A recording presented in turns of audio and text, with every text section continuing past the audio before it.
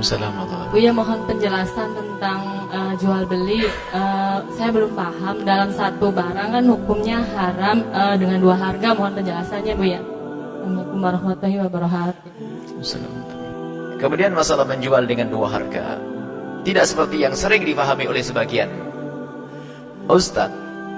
Dipikir menjual dengan harga itu begini, ibu saya jual mobil saya 50 juta kontan, 60 juta kredit.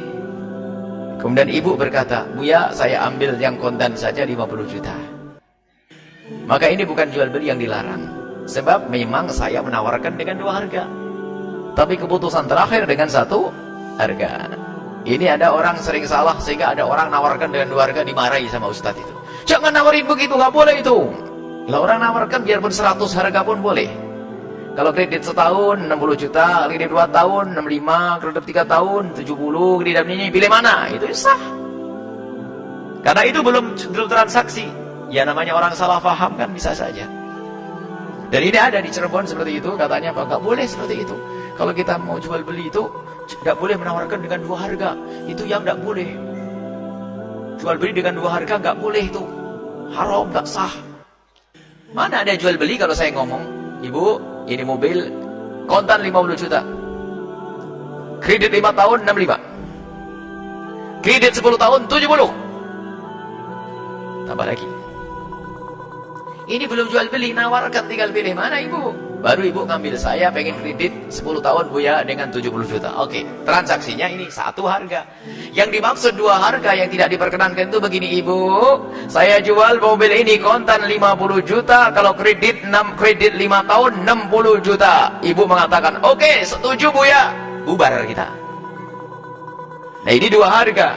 Di saat saya nagih ke ibu berapa? Ibunya pengen bayar yang murah kan, saya pengen yang mahal. Makanya karena menjadi sebab perselisihan harga, maka tidak diperkenankan yang demikian. Tapi kalau saya mengambil pesan, Buya saya ambil kontannya 50 juta, saya bilang oke, maka ya satu. Ini adalah termasuk fikih salah faham ini. Kayaknya ini kampung-kampung ada, nggak boleh. Kata siapa? Kata Kiai. Oh iya ya mungkin lagi bobok waktu itu, lagi ngantuk. Tidak, jadi yang dimaksud dua harga adalah kita menawarkan dua harga dan pembeli pun mengiyakan dengan dua harga, berpisah tanpa memilih salah satunya. Maka transaksi semacam ini menjadi sebab perselisihan. Sehingga semua transaksi yang menjadi sebab perselisihan tidak diperkenankan. Harus ada kejelasan. Itu adalah menjual dengan dua harga. Baik, ini saja insyaallah.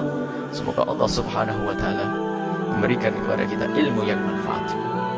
Jadikan kita semakin kenal Allah, semakin cinta kepada Allah Subhanahu wa ta'ala. Dan jangan lupa hidupkan masjid-masjid kita dengan iktikaf di malam-malam 10 akhir bulan Ramadan. Dan jangan menunggu hari ganjil saja. Kami ulang-ulang, hilangkan budaya menghidupkan hari ganjil saja. Sebab budayanya orang-orang soleh, ulama bukan seperti itu. Mereka menghidupkan semua malam-malam 10 akhir bulan Ramadan, hanya beliau menekankan di hari ganjil. Rupanya kita yang faham hanya penekanannya di hari ganjil, hari yang lainnya tidak dihidupkan. Ini kan problem. Dan mohon dicermati, setiap masjid yang biasa gaya, tanggal 21 saja ini adalah malam Lailatul Qadaran, itu dijamin jamaahnya diajak esok hari ke masjid lagi sudah nggak mau. Kalau ditanya sudah ke masjid, yuk kita cari Lailatul Qadar, sudah saya kemarin Lailatul Qadaran. Adapun yang terjadi di tempat-tempat seperti Hadramut, misalnya ada malam khatam malam 21, khatam tanggal 23, khatam Quran, itu bukan berarti di hari sebelumnya nggak ada itikaf, nggak ada. Hanya difokuskan di hari itu untuk khatamul Quran agar orang dari tempat lain kumpul di situ. Tapi selain hari itu di tempat lain mereka juga ibadah. Jangan salah paham kan. Makanya ada sebuah masjid karena biasa tanggal 27-an misalnya, atau 25-an itu, coba diramekan, waduh susahnya setengah mati. Karena sudah terbiasa dengan Lailatul Qadarnya tanggal 25. Jadi bikin Lailatul Qadar sudah memastikan dia lebih tahu dari Rasulullah. Dan jangan suka mencari-cari istilah Lailatul Qadar, tidak usah jadi tanda-tanda. Lailatul Qadar disembunyikan oleh Allah, selagi disembunyikan anggap itu sembunyi. Coba kalau sudah ada yang ngomong, sepertinya Lailatul Qadar itu tanggal 25. Oh iya, ada tanda, waduh sudah kelewat. Sudah kelewat. Besok diajak, yuk itikafan. Oh sudah kelewat, ngapain? Disembunyikan, dan Nabi sendiri mengatakan disembunyikan ini. Gak usah sok tahu tentang Lailatul Qadar. Mimpi lihat terang matahari, lampu senter tuh. Sudah ada usah hayal, Kita kata Imam Haddad, hidupkan malam-malam Ramadan, 10 akhir bulan Ramadan. Yang Nabi SAW menghidupkan 10 akhir bulan Ramadan. Nggak dipilah itu hari ganjil atau hari genap. Menghidupkan 10 akhir Ramadan. Maka itu akan beruntung nanti. Karena tidak pasti kalau itu di hari ganjil. Bisa jadi hari genap. Ayo kita hidupkan. Nanti malam tanggal 26. Jangan hanya milih tanggal 25. Cuman kayaknya masih ada yang punya pemahaman seperti itu. Coba kalau di masjid-masjid At-Taqwa, kalau sudah tanggal ganjil, waduh sampai kemana-mana. Kalau selain ganjil, alhamdulillah rame, masya Allah. Sudah rame, memang di sana tidak ada budaya tanggal 21, 23, gak ada. Tapi memang ada sebagian orang yang keyakinannya kalau sudah tanggal genap tidur mereka. Jadi menunggu hari raya. Ya semakin jarang nongkrongin Lailatul Qadar, ya kesempatannya untuk dapat juga berkurang.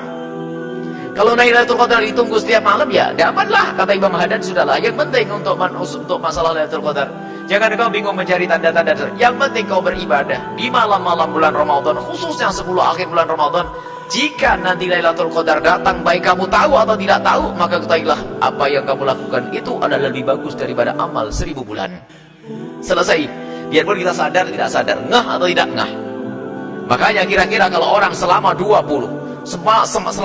hari bulan Ramadan menghidupkan dengan ibadah-ibadah, atau selama Ramadan semuanya, kalau datang Lailatul bulan Ramadan, dapat atau tidak?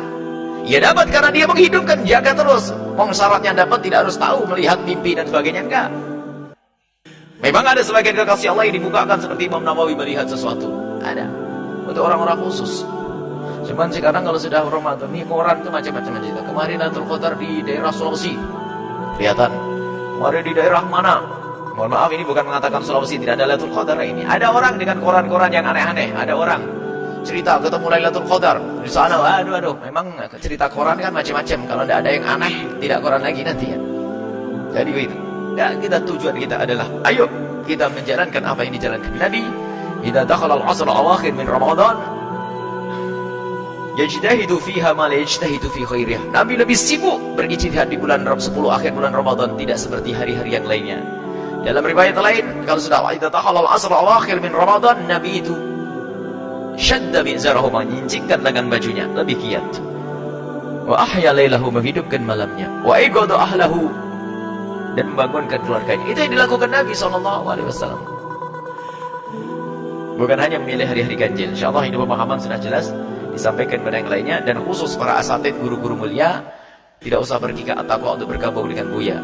Malah kami himbau bagi ustadz-ustadz, tokoh masyarakat, pembimbing, mereka lebih baik menghidupkan di musola masjid masing-masing.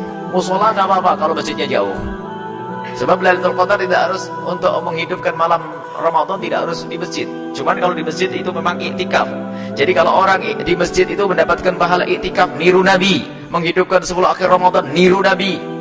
Kalau ibu yang nggak bisa pergi, khususnya adik-adik putriku, di rumah saja lu, ibadah di rumah sudah sama, nanti mendapatkan pahala kemuliaan daripada harus keluar dengan hayat, dengan cara yang tidak tertarik, tidak terhormat, malah menjadikan Allah murka. Lebih baik di rumah baca Al-Quran, zikir, matikan televisi, jauhkan bantal, sudah selesai.